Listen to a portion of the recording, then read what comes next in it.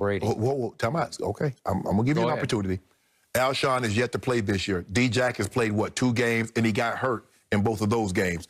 He's playing without 2 of his tight ends. Zach Ertz is hurt now. He played about 5 games without Dallas Goedert. He's missed 3 of his offensive linemen. Miles Sanders is going down. So I would say, propose it to you like this. I'm going to say, Tom Brady, I'm going to take your top 3 receivers. I'm going to take your 2 top tight ends. I'm going to take both of your running backs, and I'm going to take 3 of your offensive linemen. How do you think he performs? Not very well. You do that with any quarterback. Skip, when he had Frank Reich, the problem that I have with Doug Peterson, the head coach, is that Frank Reich called plays according to what he had on the field. He had a top offensive line. He had very good receivers, so you could do scat protection. Dougie P is calling plays like he still got that.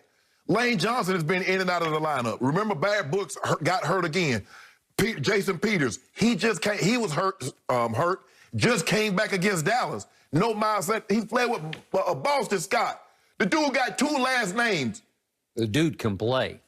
And now he's throwing the Fulgham practice squad. Greg Ward Jr. was on the practice squad. Fulgham can play. Greg Ward Jr. can play. Skip, they're playing, but they're practice. Skip, they weren't counting on those guys. There's a reason why. Jalen Reagor can play. Skip, Jalen Reagor just got back. Remember, he was hurt. Remember, he got hurt early. D-Jack, hurt again. Alshon, yet to play. Zach Ertz, hurt. Goddard, just got back. Look at that. Lane Johnson, out again. Barrett Brooks, not there. The left tackle that they drafted in the first round got hurt. They bumped Peters from guard to tackle. He just got back against Dallas. Skip, what he's having to overcome and to have this team in position.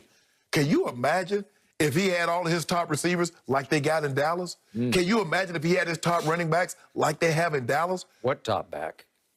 Help me out. Who? Who are you talking about? Tony Pollard? So in other words, you would take Boston Scott over Zeke Elliott?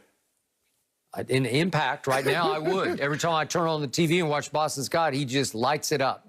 The thing is, Dougie P is going to have to call plays, Skip. He's going to have to make adjustments because the pressure is getting there and he's throwing. Now, I'm not going to absolve Wentz. Just because the pressure is getting there, that don't mean you just throw it to the opposing guy. He's made some bad decisions. But to be able to have this team in first, even in a terrible division, is a feat in and of itself, Skip. But if you look at what he's playing through, you have to give the man kudos. Kudos. I give him no kudos because I told you, I hate to say I told you so, but I told you during his rookie year, I don't like his intangibles. I don't like his poise. I don't like his ability to react to any kind of pressure.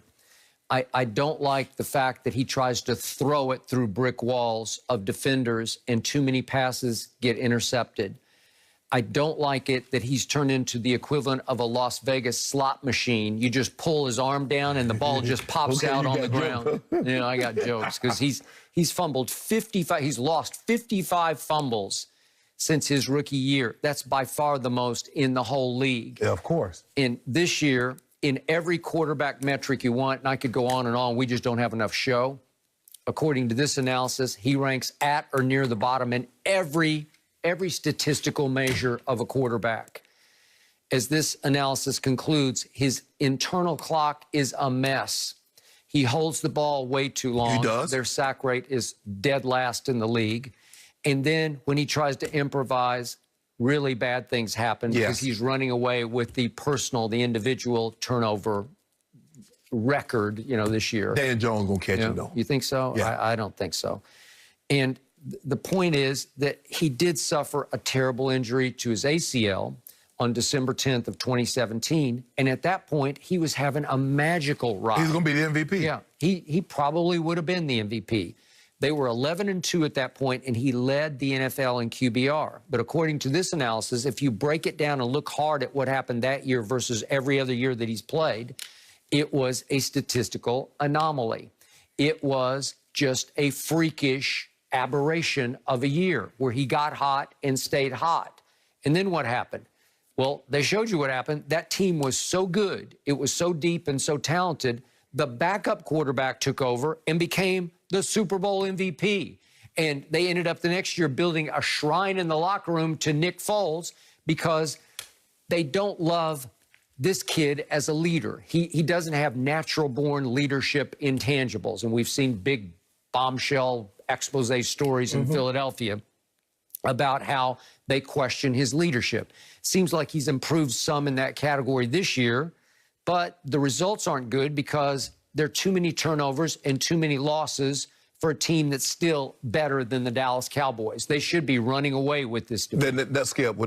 Do you remember what happened when your guy Dak Prescott, who you said is exponentially better than Carson Wentz, played without Zeke, played without Tyron Smith, and had no Amari Cooper? Do we remember what Dak Prescott looked like? So just imagine. Now, you just told me that team was so talented and he was on the backup.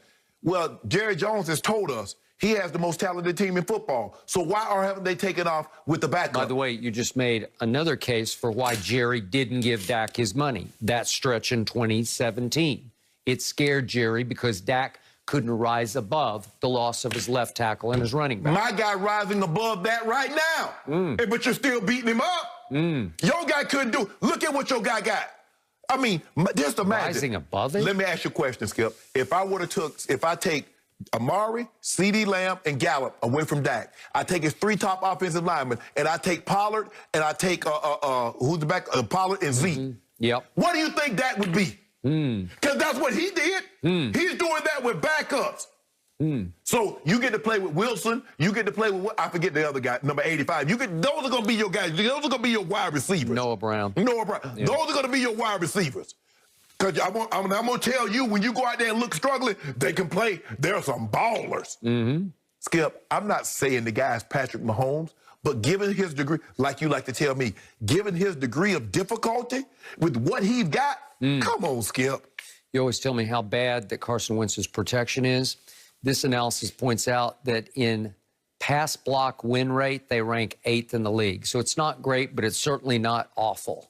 They're better than you're giving them credit for. I know they've had injuries and they've had to mix and match. Yes. But they've also had their studs for various... What studs? The only guy... Lane Johnson?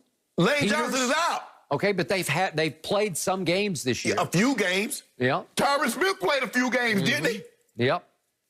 Zach Martin played a few games. We're not talking about them. We're talking about Carson Wentz. That's what my point, Skip, is that given what he's been going up against, I mean, think about it. At the beginning of the season, we're going to have Alshon and we're going to have D-Jack. We're going to have Zach Ertz and we're going to have Dallas Goedert. And we're going to have Jalen Reagor. For stretches, long stretches, they had none of that. Okay, we're going to have, we got Brooks, we got Lane Johnson, we got Kelsey, we're going to have Peters at guard, we're going to have a number 1 pick at left tackle. They had none of that but Kelsey at one point in time. So, since he got hurt on December 10th of 2017, Carson Wentz is 17-17-1. Win a division title and about to get number 3. And why did they draft Jalen Hurts out of the University of Oklahoma? Because they're thinking this is not a long-term answer. Waste the draft pick. How did Jalen Hurts help? So Shannon, what did Jalen face it? Let me ask you a question. You were wrong about Carson Wentz. What has Hurts done this year to help the Eagles win a game? Well, let's start him and see what happens. Start for what? That would scare me to death because that would be game over in that division. Didn't my guy just beat you 2 weeks ago? Beat the brakes off you. He beat Nooch. He beat B.A.D. No. Benjamin Anthony DiNucci. My guy throwing tubs on your quarterbacks at this point. Okay, switching gears. Are the Suns one move away from ruining LeBron and Shannon's plans of the Lakers going back-to-back? We'll explain. Back-to-back.